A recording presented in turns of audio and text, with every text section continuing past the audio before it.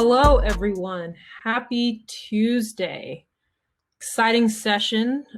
Duncan Boone is going to be running through an example of an After Effects file. He's been working in chat right now, a link to a Google Drive that has some of the assets he's going to be working on today.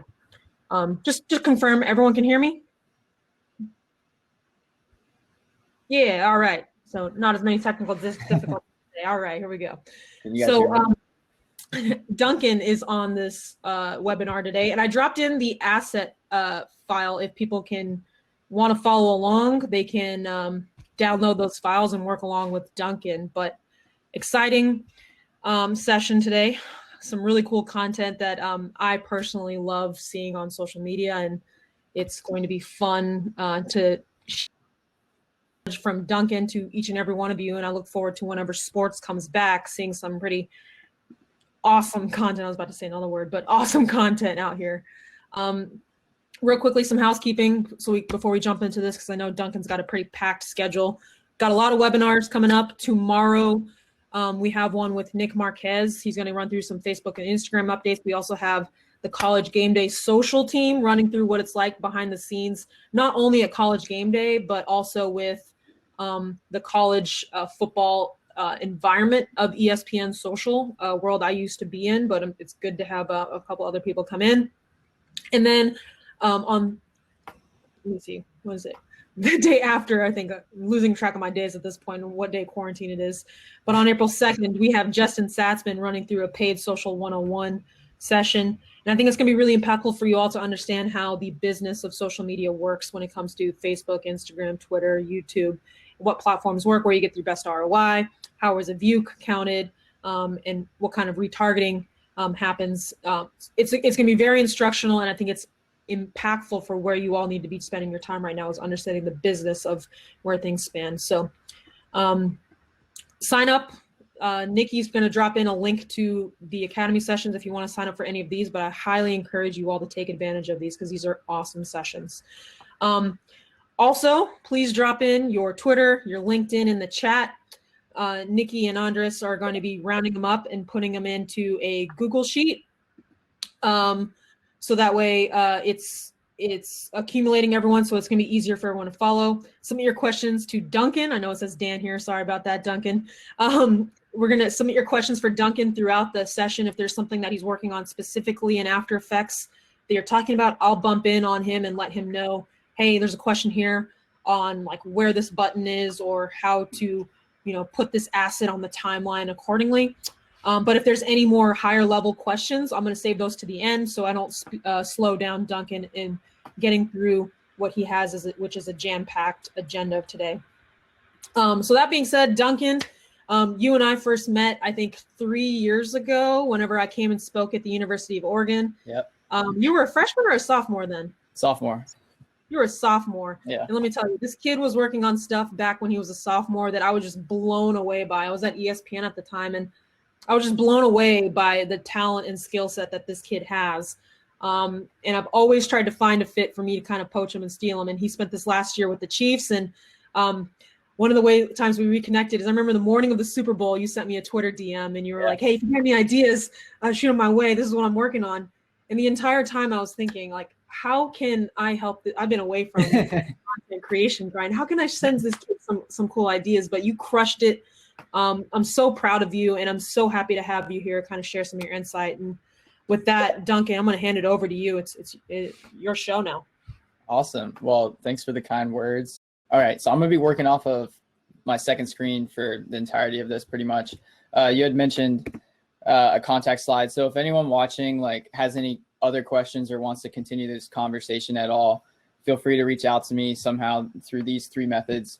And I'd be happy to talk through any After Effects thing that I know personally. I'm still obviously learning a lot as I continue in my career. So feel free to contact me through those means. All right. So I'm going to give a general overview of the video project that I'm going to do today, and then we're going to jump in. So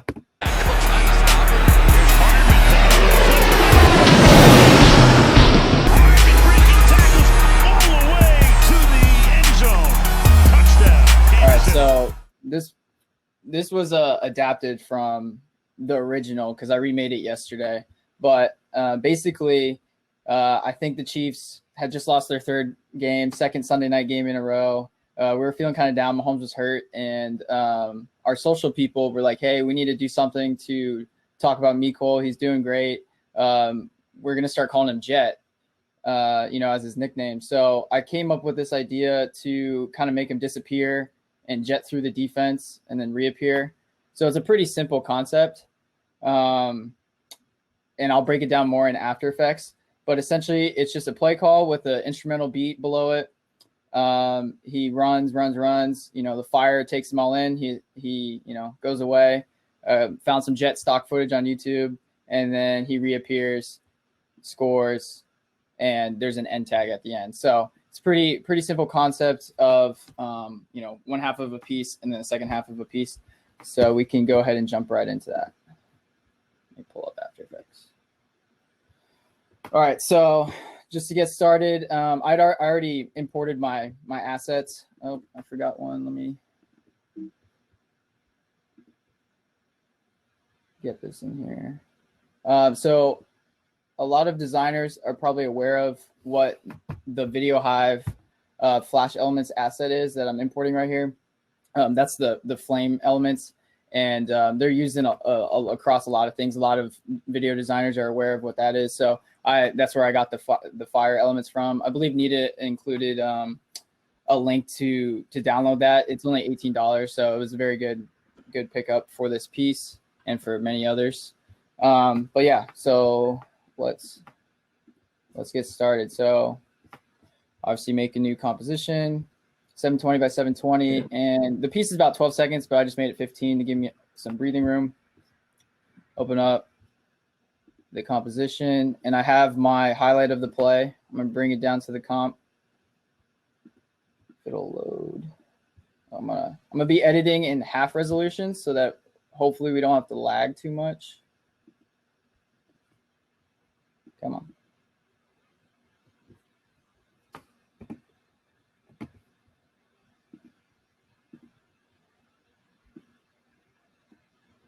There we go. All right, I'll keep it in third for now. So all that means is it's pretty blurry right here, but it won't affect how crisp it is when you export it.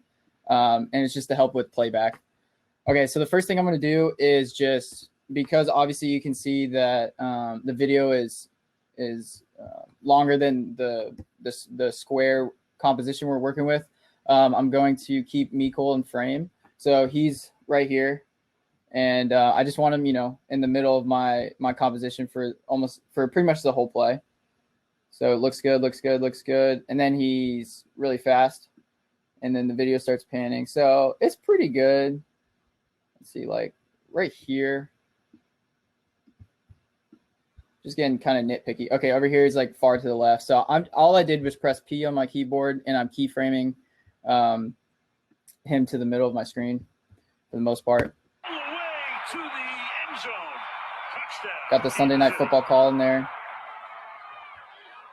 And I know this from working with this beforehand, but if you can hear, hopefully, Al Michaels finishes his call by saying touchdown. I think that's a really great natural spot to end the clip. Touchdown, Kansas City. Right there. So I'm going to cut it at 12 seconds. And two shortcuts on how to cut down a After Effects layer. You can either hold Option and the right bracket, or the left bracket if you want to take it from the left side, and that brings it in from the right. Or a lot of times what I do is Command Shift D, and it splits the layers, and then it has the right one already selected, and I just press delete and it's gone. Okay, so we have the section of our highlight that we want to mess with, and now we have to break it up into the first half and the second half. So essentially, the concept that this tutorial that I found that helped me get through this or do this concept, it's called clean plating. And that's one of the links in that Google Drive. And essentially what it is I'm freezing Mecole at 306, I wrote down. So like right here, because there's not a lot of stuff going on around him. And I'm going to take that and I'm going to render that one frame, take it into Photoshop, and use the clone stamp tool to take them out of the frame and then re-upload it to After Effects. And I'll do that for the re-entry as well. So, okay, yeah. So I'm going to find my perfect spot. So 306 looks good.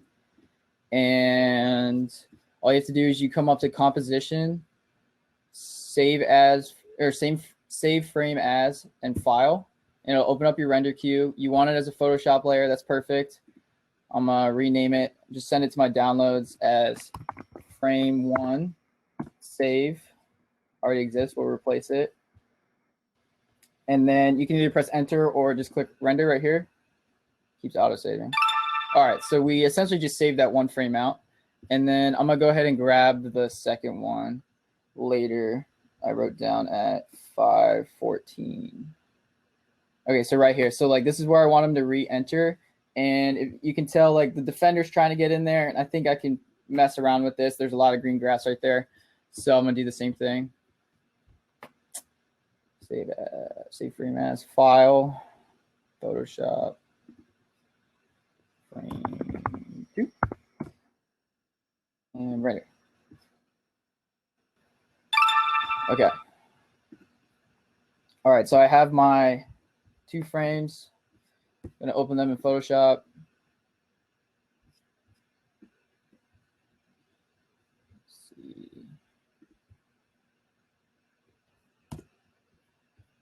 All right, so I have Mecole selected. Actually, you know what? It's pretty blurry. I think I need to make sure. I need to put this in full before I do that. So let me redo that real quick. 314 or 306, excuse me. Composition, save frame as. I'll go faster.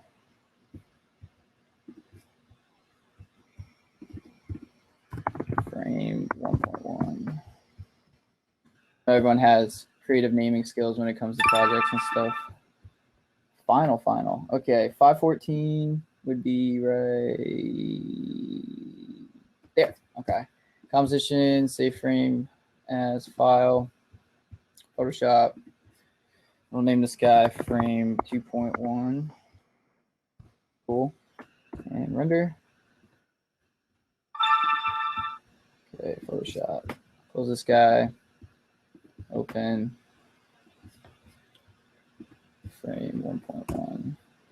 All right, that looks better. Okay, so I'm just gonna try to do this fast. All I'm doing is I'm gonna use the clone stamp tool and get rid of Mecole real fast. It doesn't have to be pretty whatsoever. It just needs to be gone. I'm gonna feather him a little bit. Okay, and then clone stamp.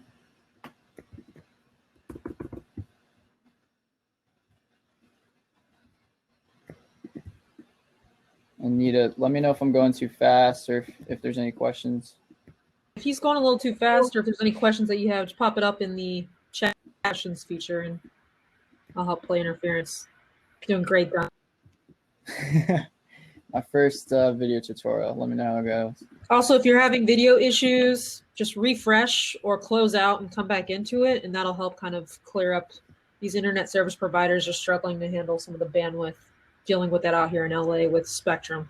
They suck. All right, that looks pretty good. Like I said, it doesn't need to be perfect. Export it as a PNG. Frame 1.1 PNG. Okay, and then I just need to do it again with the second one.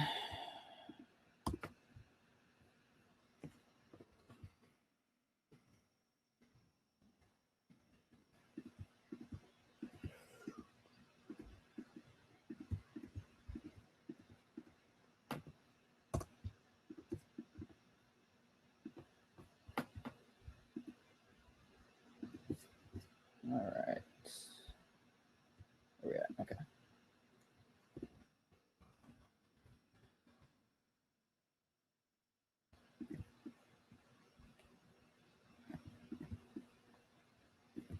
So obviously the clean plate concept can only be done really if your player or whatever you're trying to get rid of is surrounded by pretty much the same kind of texture. So it works well with this grass. So just keep that in mind with future projects. Okay. Second one's done. Save. Okay. And let's go ahead and import those. I'll put them in my PNG folder. Okay. Got my notes here. All right, so I'm gonna go ahead and break up my video, and I'm okay. Just a really handy dandy After Effects thing. If you don't know already, if you press U, it hides all the keyframes for any layer that you have selected or multiple layers. So right now I press P and I have those position keyframes. And say you are changing the position, the scale, a bunch of things on one layer, and it gets very tall. And I'm very nitpicky or OCD with like my workspace, and I'm sure a lot of you guys are. So just to clean things up, all you have to do is press U and it'll close everything. I'll go back to half. And okay, so I know I wanted the frame at 306, and then I want him to be completely gone before he gets to this pile of players. So probably like 321 at the latest. And I'm going to go ahead and break those up, those layers. And then he's jet. And then at, what was it? 514. Right there is when I want him to re-enter or start to re-enter. So this is kind of dead man space. Don't need that anymore. So I'm gonna get rid of it. And I can go ahead and put my stock footage in there just to visually see two different pieces. So this is just stock footage I found on YouTube.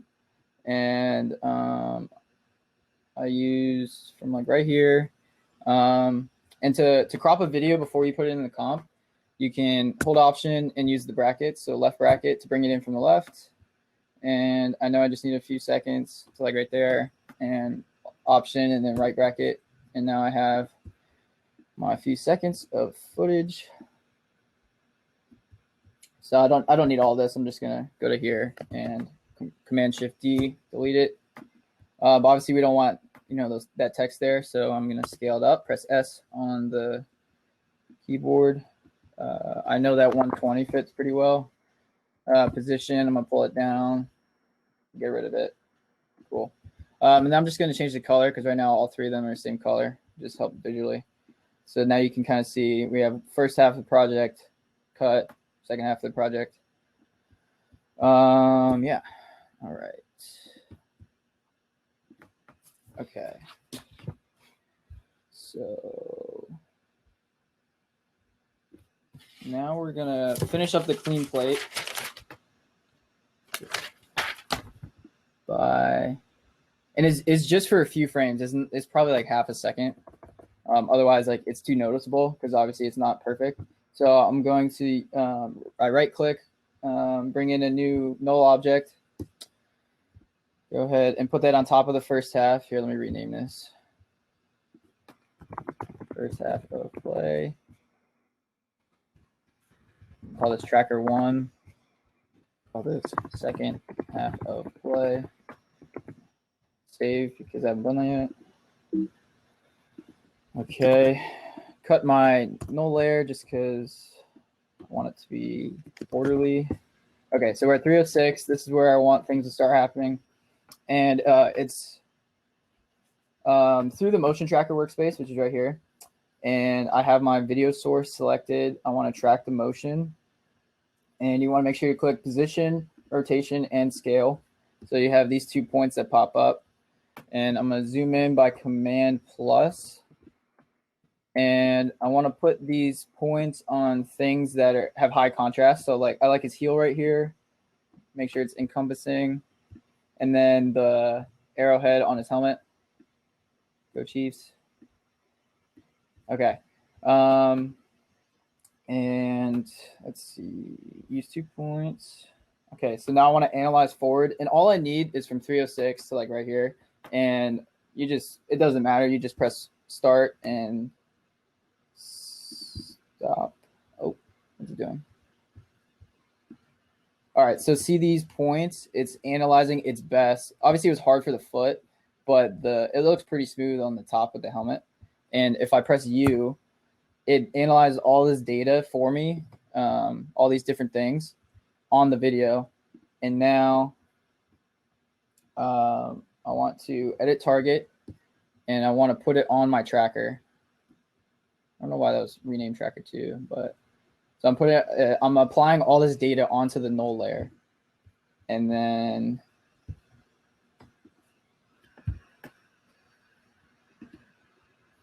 I pressed apply right there on the right hand side, and it opened up this window. So I pressed apply right here, and you want to click OK on X and Y. Okay, so now my null layer has all that data, which is cool. And all right, so now my null layer has the data, and I'm gonna go ahead and bring in that clean plate frame PNG right here. So obviously I took that frame at 306 where I'm currently at. So he kind of just disappears, which looks kind of weird. But what I want to do is what's called parenting. I want to get all this data to apply it to the frame layer. And to do that, here, see, my workspace is getting too tall. So I'm going to select all, press U again, cleans it up. All right, so I have my frame, my clean plate, and I want to parent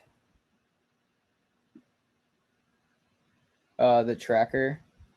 Excuse me, I think I did that backwards. The frame, I want to parent to the tracker. Let's see if I did that.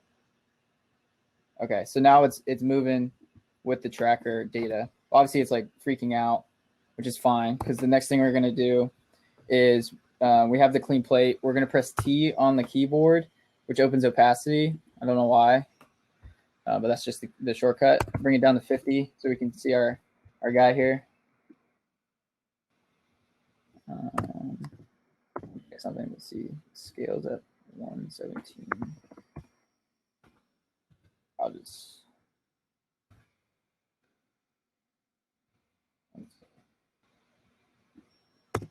it's not matching it perfectly.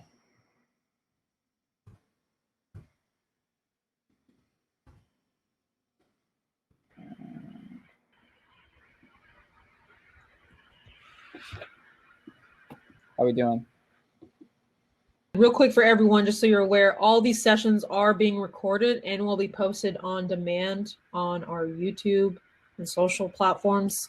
I'm dropping a link right now in the chat, just so you can be aware that if you go to past sessions after this session, give us 24 hours. Andres and Nikki will be processing this and putting it on there. So if you want to just follow through with Duncan and then go back and put this on your own machine, you can be able to follow along after the fact as well. Cool. Okay. We got one quick question here that makes sense. Yeah. Duncan, which tutorial did you watch to learn this from Christian Gonzalez? Yeah, so that's included in the links, I believe. All I did was I went on YouTube and I typed in clean plate After Effects tutorial, and there was like a 5-minute video that explained this concept. So definitely use that before you use this. I don't. They probably explained it a little bit better, and you can scrub through either this video or that video. Andres just dropped in that link, by the way, in the chat. Cool. Okay, so I think we're good to move forward here. So what I'm going to do now is I'm going to grab my pen. I'm going to bring the opacity back down of the frame to 50 so I can see Mecole. I grab my pen and I'm on the layer. And that's important. You have to make sure that the layer is selected, because if the layer is not selected and you start drawing something, it creates a new shape layer, and we want to draw a mask. Excuse me. So I'm on the frame layer, the clean plate, and again, this doesn't have to be pretty either. All you're doing is getting Mecole out of there. And these points we're going to adjust over the next few frames. So that should work. Oh, whoops. I pressed Command 0 because I thought it was an after Photoshop. Okay, so I drew around him. Press F on the keyboard, open up the mask feather, and I want to put it at 6 pixels. And then I can bring the opacity back up to 100. So see, his foot sticks out. So we have some cleaning up to do, but essentially that's what we're doing. And I think by like, I remember I didn't want to go beyond the line because that makes it difficult for this concept. So I'm going to end up cutting it probably around right there, 314. Yeah. but we'll deal with that in a second. So we have our first clean plate, and now what I need to do is mess around with this mask frame by frame. So this is where After Effects gets annoying because you have to do things frame by frame. I'm gonna zoom in a little bit and press M, open my mask. I'm gonna keyframe the first mask path because we made that one pretty. And then for the next 8 frames or so, I'm gonna just make sure that he's covered like this. And so like it's weird because it's taking that screenshot, and obviously like you don't want a duplicated 30-yard line in there, so you have to be interesting with it. So half of my After Effects projects, and I feel like a lot of people would say the same thing, is just you're just trying to figure something out, and like you have knowledge in your arsenal to figure it out. So in this case, I can't expand right because the 30-yard line's in the way, but I can't go left because Mecole's there. So we'll back up to right here, and we'll just scale it so that it covers it. So I'll go back to my first frame, press S at 100s, put a keyframe in, and then the second one, make it like 105, and then back to M. So if I press U, I have both sets of keyframes open, so I can see both of them. I want to go back to the mask path, select just this keyframe or point, and clean it up as best as we can. We're gonna, hide it with flames, and we're gonna motion blur it, so it doesn't need to be perfect. And obviously, I'm gonna go kind of fast right now. But if you were to do this yourself, to like take as much time as you want. Okay, so that looks decent. And then gotta get his foot out of there again.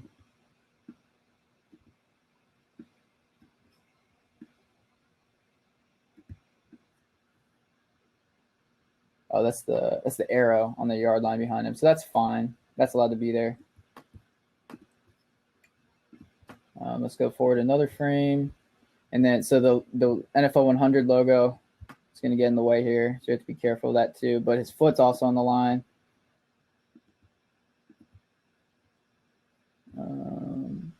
Looks pretty good.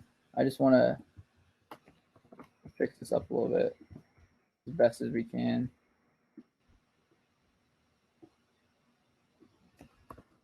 Doesn't have to be perfect. Okay, next frame. All right, so now we have, this issue here.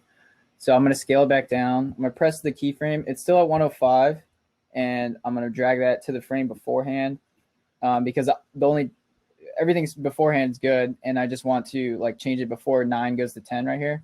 So I'm going to bring that back down. Let's go 95. And then now I want to move it. So I'm going to use a position keyframe, go back to where it was good, keyframe it, go to 10. So move it up here. Now I have 3 things keyframe: mask path, position, and scale. And I'm going to clean up the path, the mask as best as I can. Don't want to get in the way of this defender. We got a question from Matt. Can you explain parenting a little more? Essentially, yeah, parent to the original layer takes on the parented layer assets, right? Yeah. So essentially, the data that we took from the video, which we used the motion tracker, we applied it to the null layer. So that's all this stuff. And then I parented it by telling it to parent through this column. And it takes over, it allows whatever happens to the tracker to the null layer to also happen to this layer. And you can parent multiple things. And there's 2 ways to do it. You can either, select this drop down and go to tracker, or you can use the whip tool, which is this little guy. And then you just drag it up to whatever layer. So like if I wanted to parent to that, I just pull it like that. But it takes, position, scale, transformative elements, and it applies it to the layer that you want it to be. Okay, I'm gonna keep going. I'm trying to go a little faster. Let's see.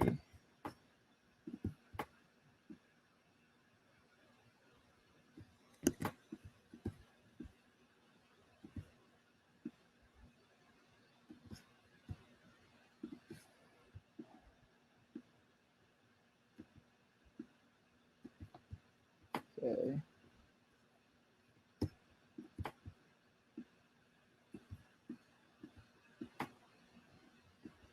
you have any Jeopardy background noise we can use real quick? Almost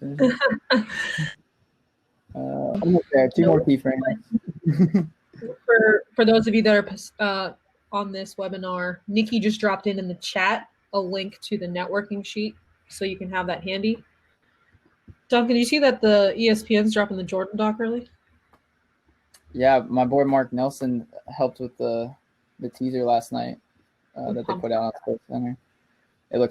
I'm really pumped about that. That'd be cool. All right, so we have from 306 to 314 done. Cool. I'm gonna go ahead and bring these in, and I'm gonna let my jet footage start a little early. Oh, like that. Minus to zoom out a little bit.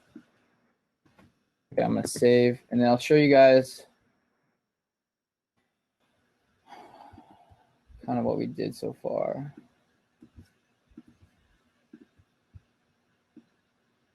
So, I mean, you can tell something's there, but we're gonna do our best to mask it with some flames in a second.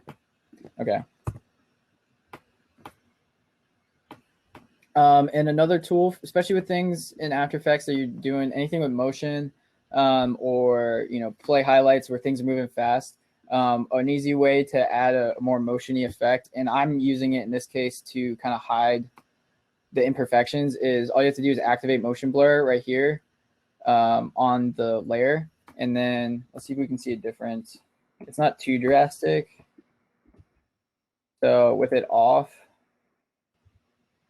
I'm gonna zoom out a little bit. It looks like that. Kind of looks like a ghost, which is funny. Wait, no, that was it with it on. Let's see with it off. Basically, like if any layer is moving and throughout the time of the piece, if you activate the motion blur, it'll give it more of a blur as it's moving. So that kind of helps mask our guy right here. Okay, I'm gonna try to do this one a little faster so we can move on, but I'm gonna do the same thing on the tail end as he gets out.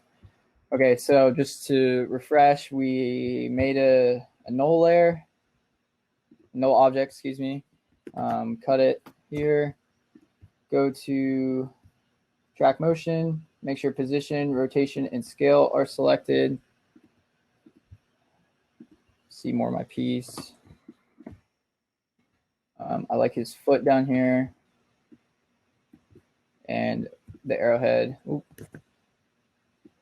Again, right here. Okay, and I'm gonna go. Let's see, we did 8 frames on the last one. I'll go 4, 5, 6. Okay, so from 14, that's about 8. Yeah, we'll go 8 frames again. So I'm gonna press play and stop. So if you press U, it shows all the data. It's fine that we went a little over.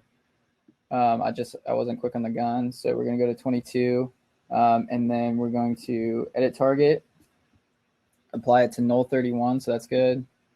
And then apply X and Y. We're good. So now it has all that. I'm gonna rename this. What's going on? Rename tracker. The first one got renamed to tracker 2 for some reason, so I'll just call this one tracker 3 so we have differentiation. And then I'm gonna cut it here. Cool. Oh,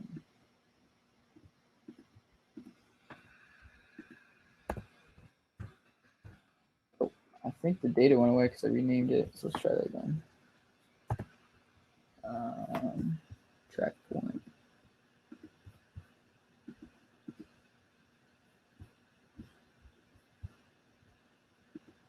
Okay, so I opened the tracker window because I had to go back in and fix this real quick. I already have my data. I don't want to do it again. So I opened the tracker window and I just clicked on my first tracker. Don't need the second one. So I have my first tracker and it has that data right there. And then edit target, tracker 3, cool. And apply X and Y.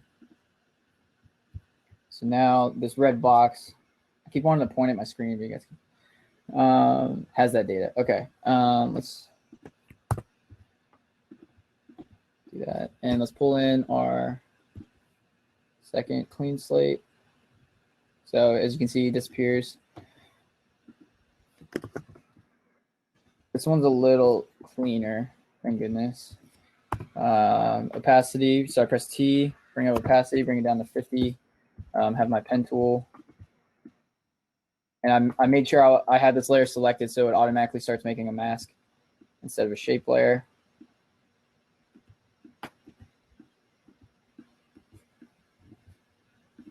Cool. All right, F to feather, 6 pixels, bring the opacity back up to 100. And we have beginnings. Oh, sorry, forgot to parent it. That's why it's not moving. There. So it's moving with our null, and we just got to clean it up real quick as best as we can. So press M on my keyboard, mask path.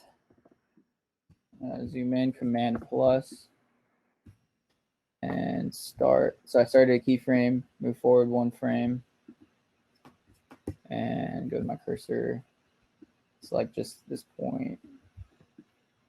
I'm pressing spacebar, which is super helpful to bring up the little hand guy, and I can move around my screen.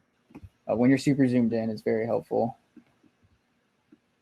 Do that real quick. So I don't want to take away from the defender. I don't know why I haven't been doing this, but I can bring the opacity back down. I'm gonna bring it down to 80 so I can see where he is. It'll help. And then, so I can grab a bunch of these at a time. Just as long as he's covered, that's all we care about. So this one should go a little faster. I'm gonna grab my pencil because I'm gonna add another point right there. And then take this guy.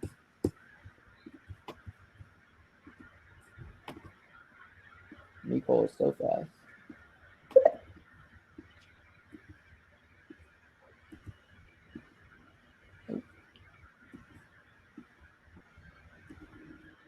Okay, a couple more frames.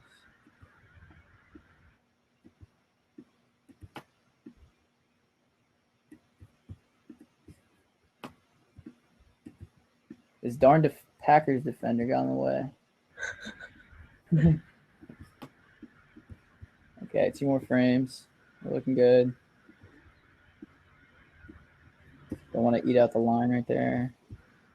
And last frame. Oh, I stunned it.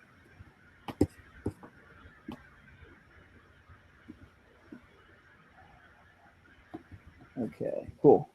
All right, I'm gonna bring my opacity back up to 100, and I'll zoom out so you guys can see.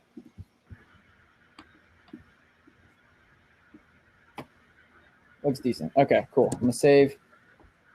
I'm gonna apply the motion blur to the frame layer, and then, all right. So now's the fun part.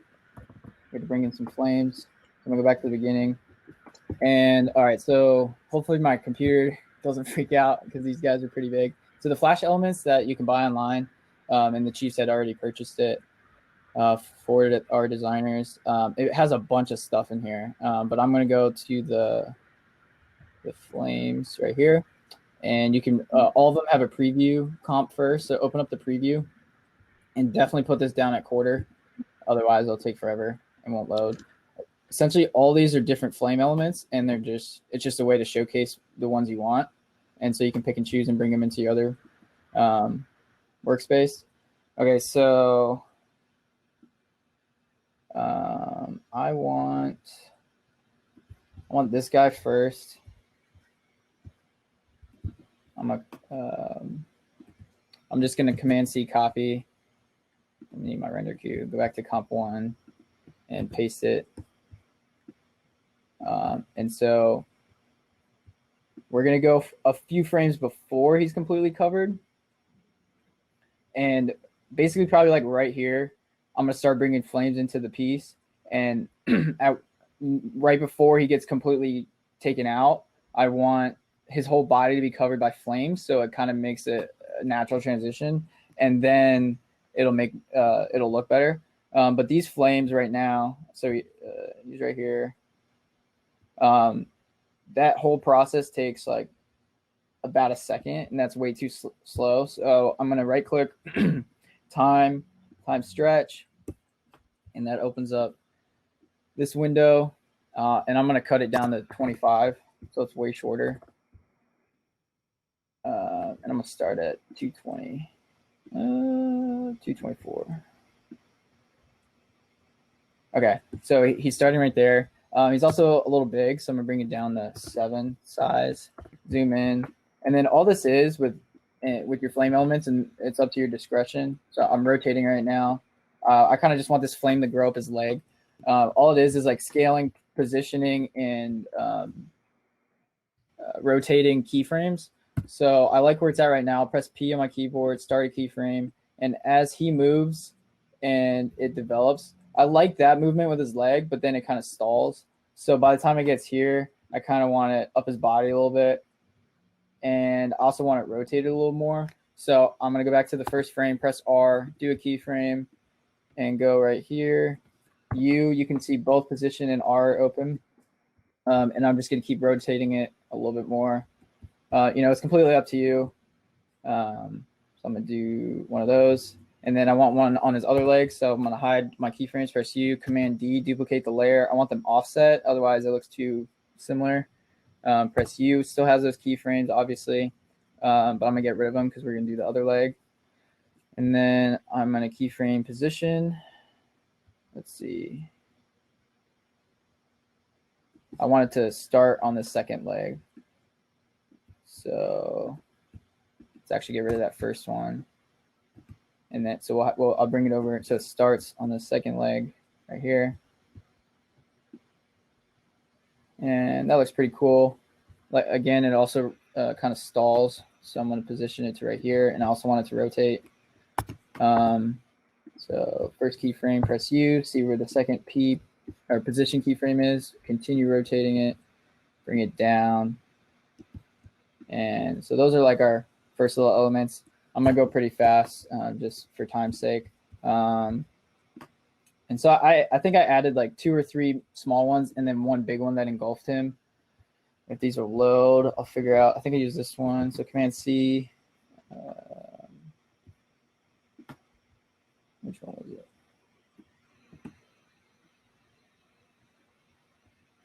Let's use this. Yeah, let's use this one first. I kind of want a flame coming on top of them. So when you paste it, it goes to the beginning. Just drag it. And I'll have it start probably right here. So these are the 2 smaller ones. Obviously, it's taking way too long right here because we want to be done by right here pretty much, or a little overhang.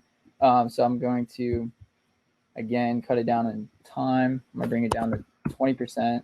It's a little short. I'll go 30. Cool. And it's up here. Okay, so it shoots out. Make it a little smaller. I'm gonna go to 11. All right, position keyframe. Start 1 frame in. It shoots almost off screen, so I'm gonna bring it back to like right here. Let's see what that looks like.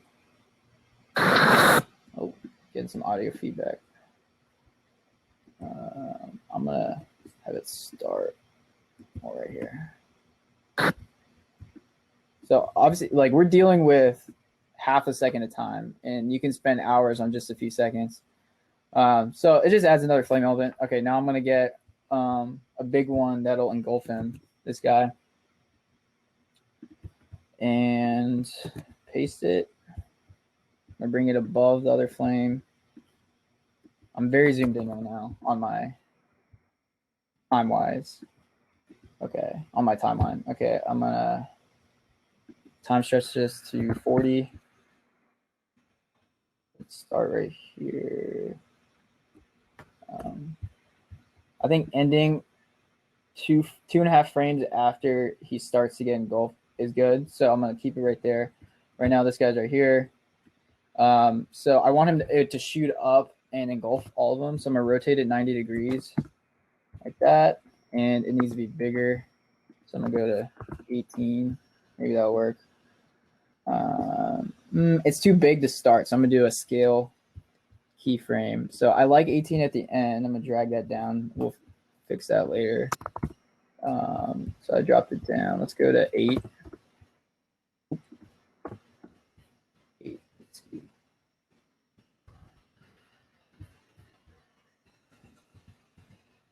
Okay, there we go. And I like the idea of it starting around his foot. So it grows. The flame actually grows, but then I'm also growing it with a scale.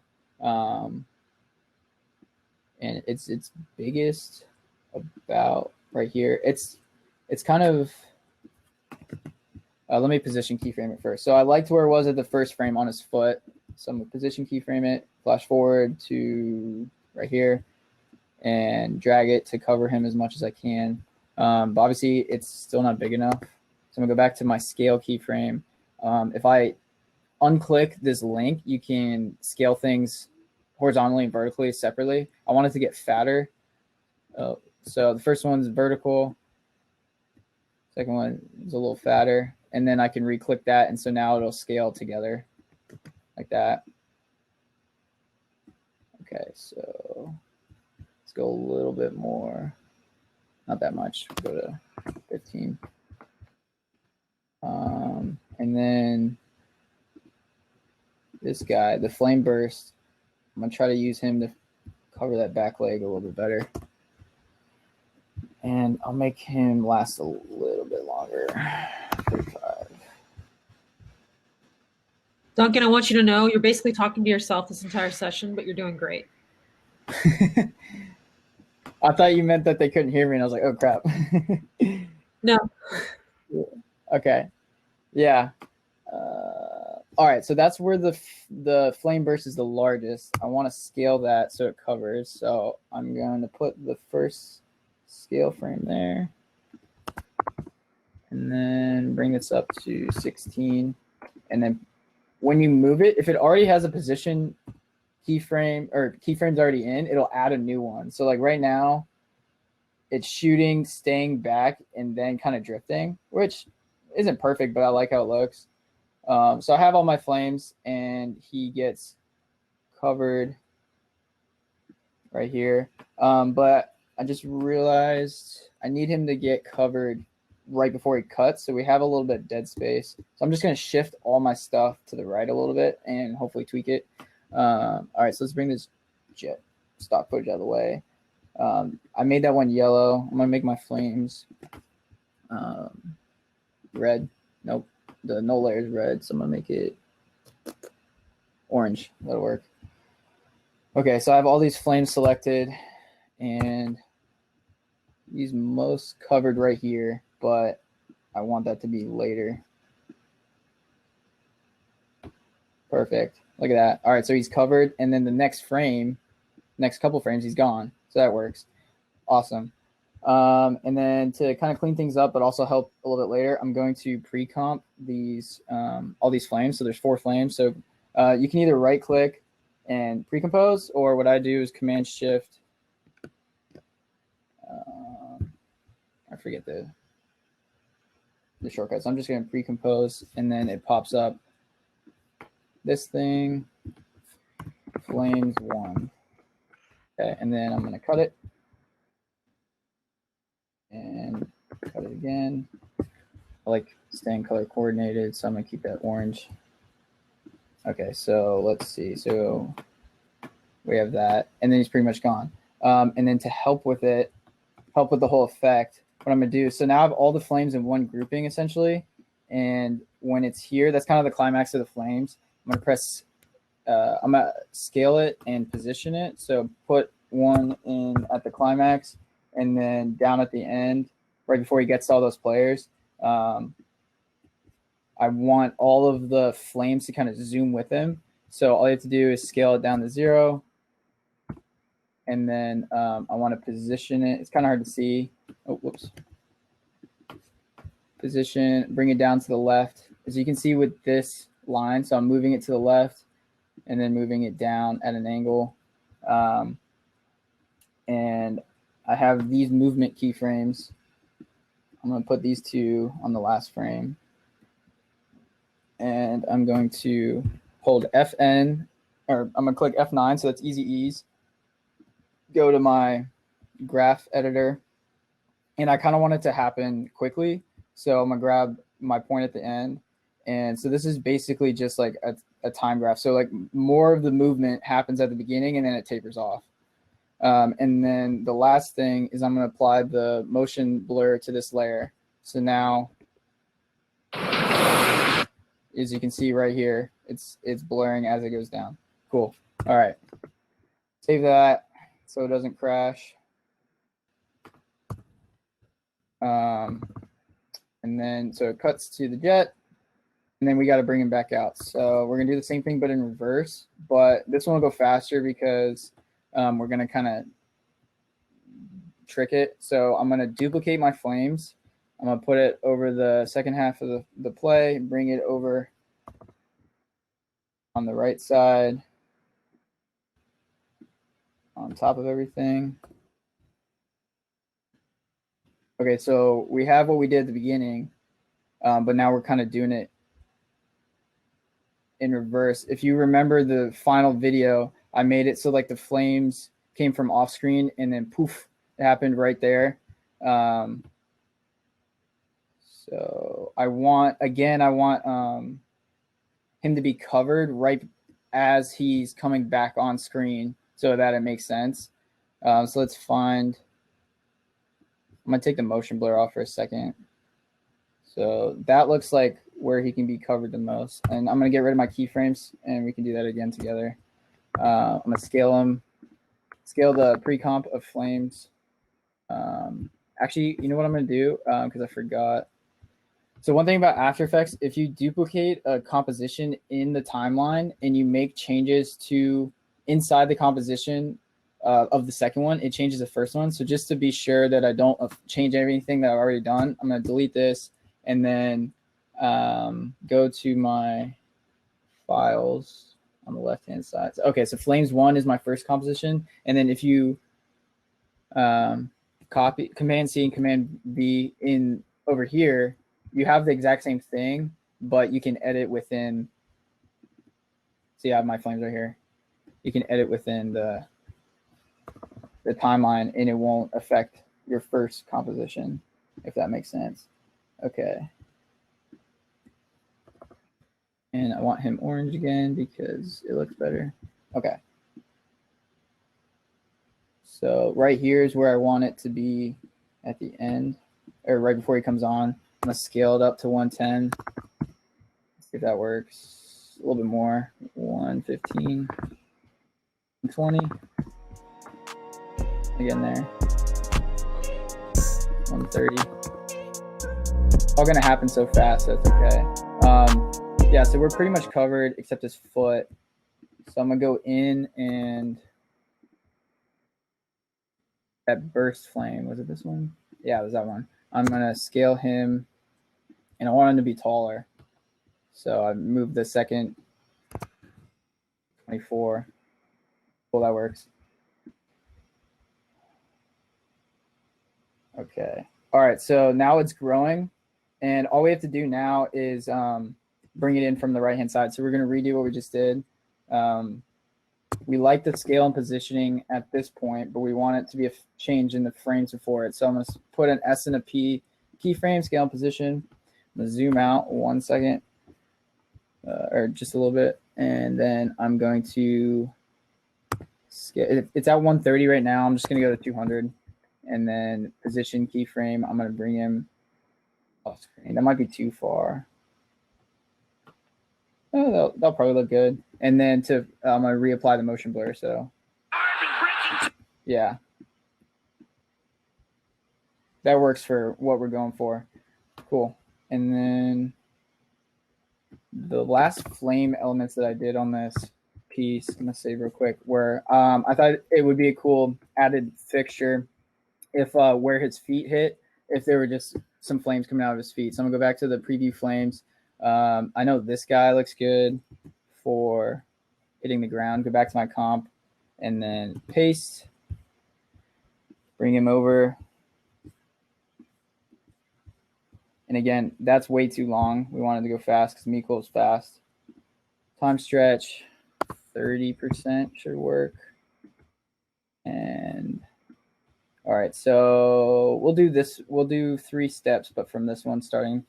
Zoom in, position keyframe, because he's going to move in just a few frames. I want him a little smaller. I'm going to make it 10%. Okay, so position keyframe. I kind of keep it like on the side of his foot, like that. I got to keep track of which foot it is because it trails with it.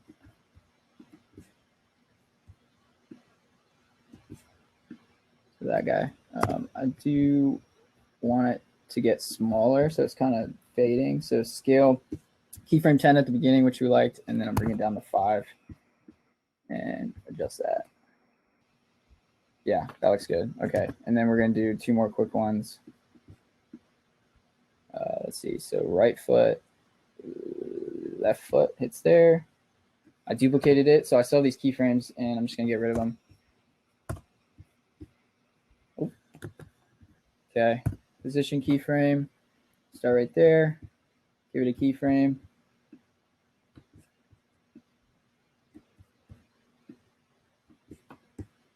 I'll just do 2 because he's in the end zone. Touchdown, Chiefs. So kind of make it trail the foot. And then a handy thing that I learned just recently, and I wish I learned it earlier. If you go up to the pen tool and then you go convert vertex tool, see how it's like kind of jumpy right here, and I want it more smooth. You can click these points and it smoothens out the path of the flame. So I might actually get rid of that one. See, now it's more smooth. And then last thing was the scaling of it. I liked 10 at the beginning, but I wanted to taper to 5 right here. Make it 5. Okay, zoom out. Cool, that looks good. All right, so that's the meat of the project. I know that took a while. Let's see. I would argue that you sped through it. How long did it actually take you in real time to make this? In real time, like I didn't know the exact execution. Like all After Effects, not all After Effects, but so many times projects are like dinking and dunking and like figuring out what looks good and then hitting a brick wall, yada yada yada. So like it took me probably like 5 or 6 hours to do this project. And like I said, it was just after a Sunday night game. I worked on it Monday afternoon. Like I got handed the like project Monday afternoon, and I stayed up and I was working on it, and then I finished it Tuesday morning because I was like, oh, like I have a really cool idea for this. I want like the Jet nickname for Mecole to take off, and I want to help that and be part of that story. And like all designers know, like if you fall in love with a project, like you just want to finish it. So. Yeah, it ended up taking like 5 or 6 hours, but that's because I wanted to use different footage or different flames, and that was the first time I ever did the clean plate tutorial, and so I had to figure that all out. So it took me a while, but yeah, just figuring it all out and having it all come together was pretty neat. So to finish, seeing you go through this, seeing you go through this. And then seeing like in real time how Bleacher Report turns around their content so quickly, like you gain a whole new level of respect. It's not easy to churn content out as quickly as people think it is. And definitely, yeah. Like for everyone that's on this webinar, like I'm happy that you're all here and paying attention to it, but I want to find a way to like help empower people more to get more respect for the work that they're doing, and just putting on a platform like this, Duncan, like it's important context for people to realize that you can't turn content around that quickly. It takes time to make it good. Yeah, definitely. Live in-game editing is a whole different beast, but then when you have time during the week, that's when the beautiful stuff can come out. So to wrap, or not to wrap up, but to like finish some touching elements to kind of make this piece a little bit better. In the original video, I had like a jet that flew over him as he was crossing the finish line. And so I just found a PNG online. I dropped him in on top, scaled him down, and the PNG is facing the wrong way, but that's perfectly fine. just I typed in flip in the effects, flipped him over. Now he's upside down, but I can rotate him 180. I kind of want his nose pointed up a little bit, so 187. And then all I did was a position keyframe. So at this point, so I put a position keyframe. I want him off screen, probably like right here. And then in half a second, I want him to fly up there. I'm gonna make him a little bit bigger, 30. And then make sure he does that. So that looks like that. That's probably too slow. Mecole's fast. So I'm gonna drag it down to 7 seconds. Cool. And pull him here. And then I also had a flame on the tail end of that jet.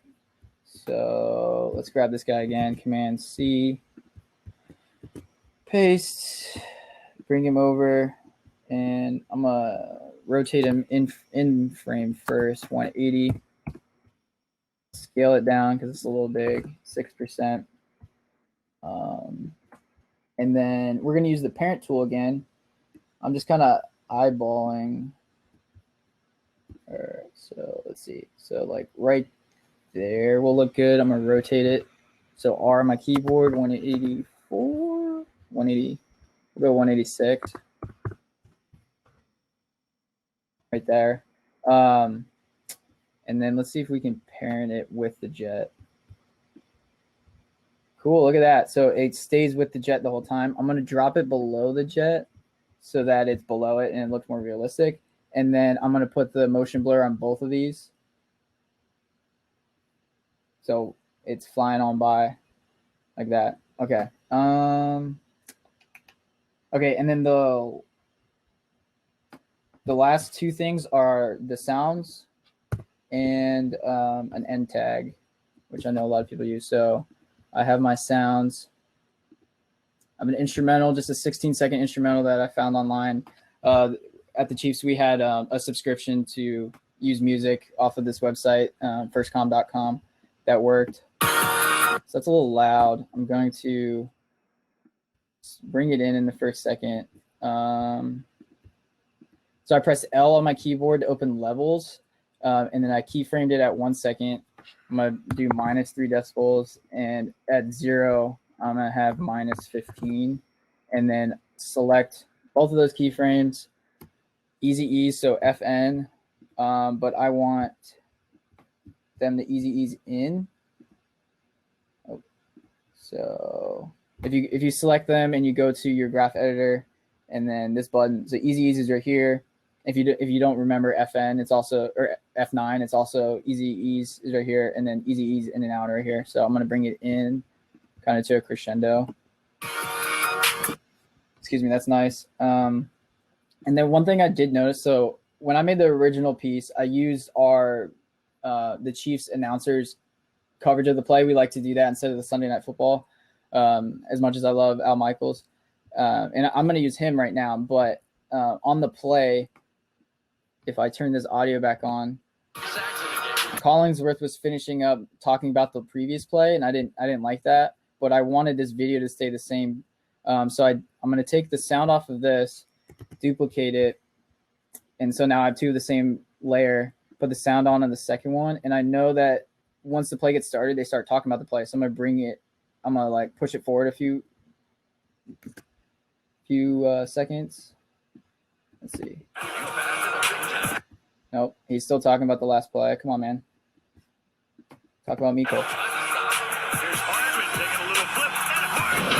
Yep, so Hardman taking a little flip. I like that commentary, but he starts freaking out a little too much.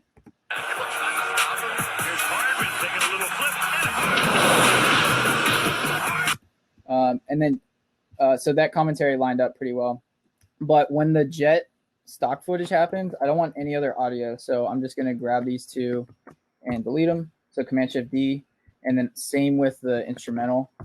But I don't want to delete the right side because it's going to come back in right here. Command-Shift-D, delete this one. And Here's Hardman taking a little flip. And then the last thing is the jet takeoff noise. And I'll show you. So I got this off of YouTube as well. It's just simple jet takeoff noise. Press L for levels, open up the waveform because it takes a while to build up. And I want the peak of the jet noise to happen right as he's taking off. So like right here. So I'm just going to pull this layer right here-ish. And I'll let that play during the jet stock footage. So let's see.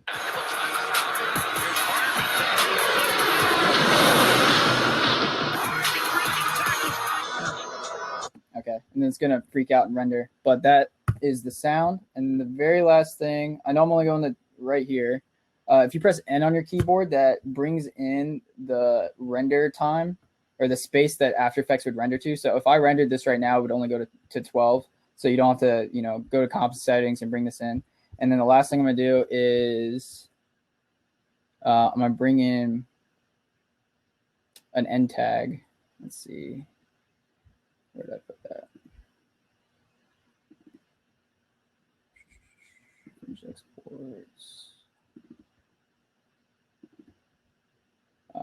And we hadn't won the Super Bowl yet, but I'm going to bring in this one because it's my favorite of a quick animated logo that I did for Super Bowl champions as an end tag. Bring it down to 40%.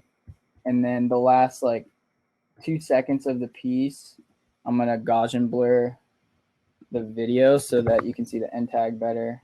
So I apply that to the video layer. Right now it's at 0. Keyframe it up here.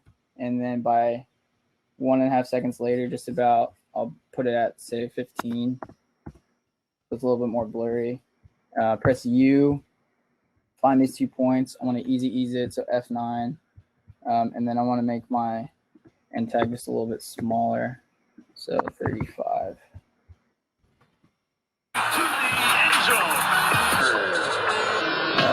Let's let it render. And then we'd be done. I hate that noise. Hold up. Well, we just did what I already had rendered, so I can bring that back up. Yeah.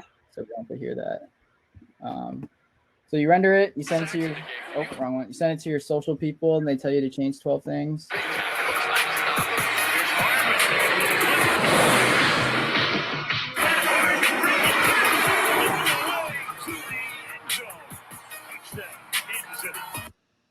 All right, I went 8 minutes over.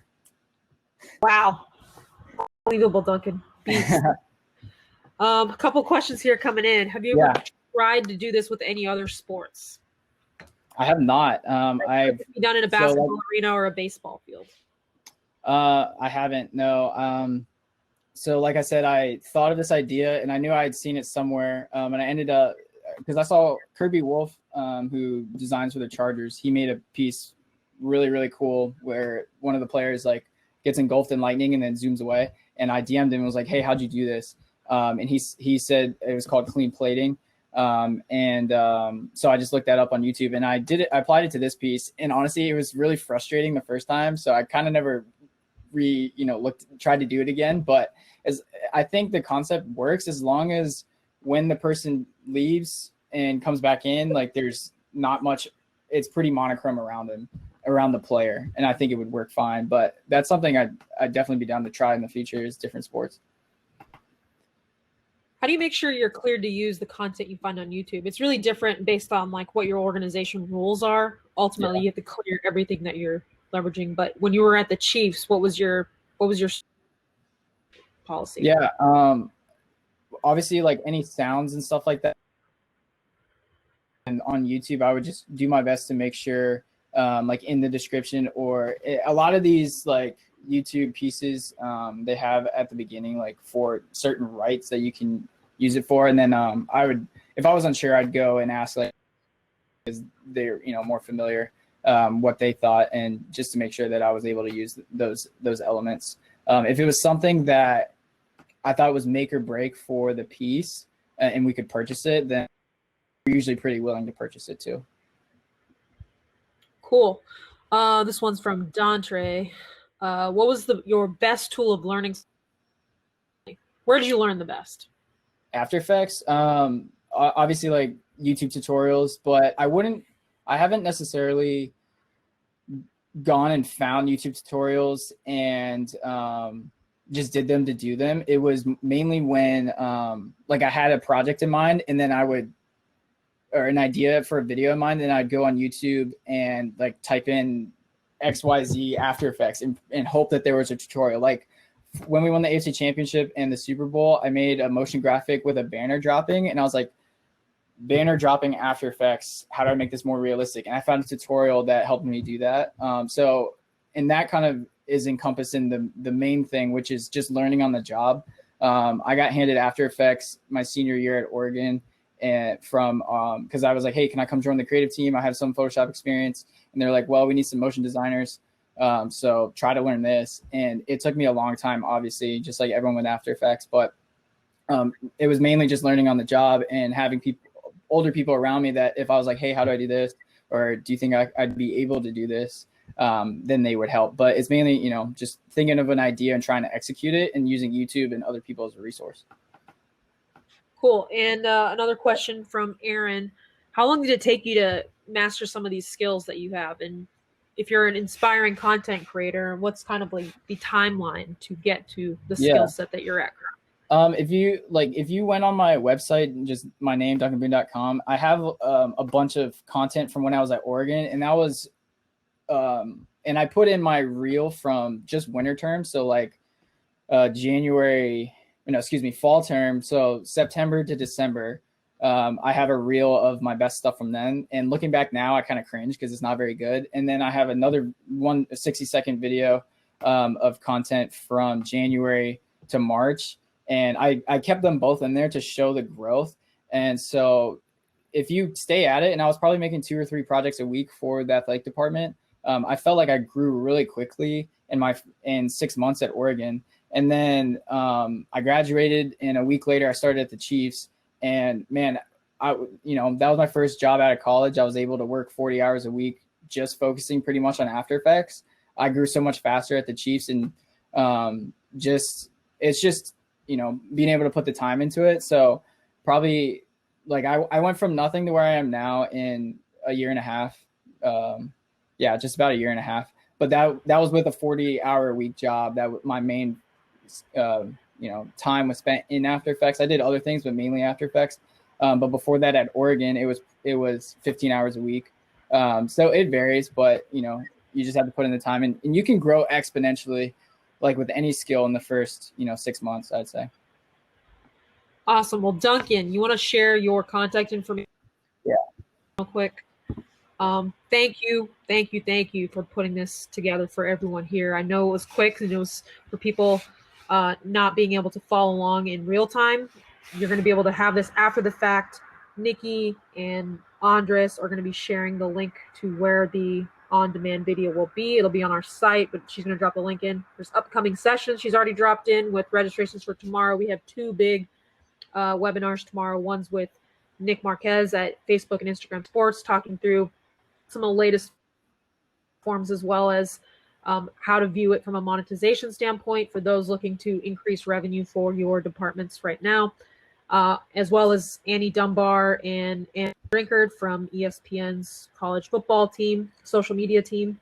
They're going to talk through what it's like to be on College Game Day and work on the CFB side. Links are in the chat, networking sheets in the chat. Thank you all for coming. Duncan, thank you. Yeah, it was blessed being here.